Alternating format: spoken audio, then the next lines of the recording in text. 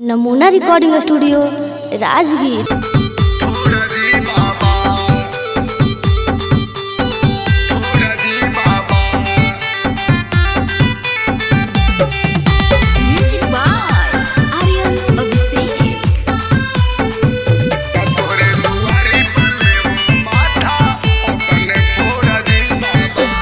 जहिया नेहबा जैते ससुर हमारा छोड़ दी बाबा कि जहिया कजली जैते ससुर हमारा छोड़ दी बाबा त तोरे दुआरिया पर लेबो माथा अपन फोड़ दी बाबा त तोरे दुआरिया पर लेबो माथा अपन फोड़ दी बाबा कि जहिया नेहबा के होतई माता कोर जी बाबा कि जहिया काजली के होतई माता कोर जी बाबा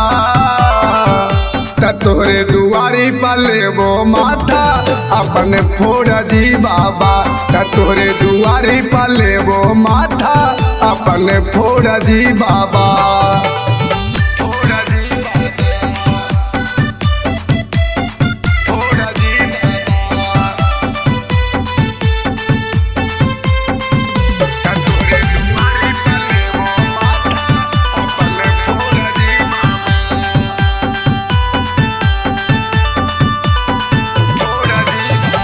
एक के साथ जिए मरे के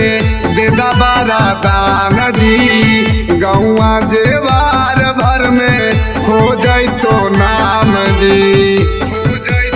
ए बाबा। एक के साथ जिए मरे के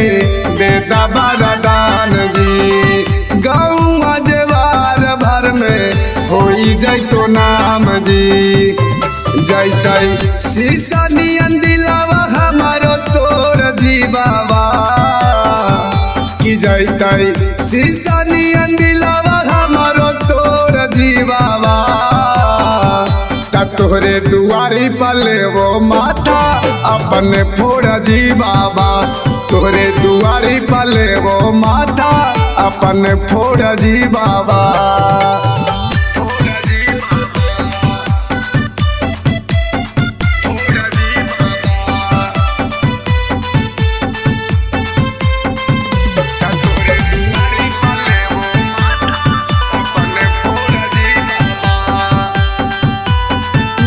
रिकॉर्डिंग स्टूडियो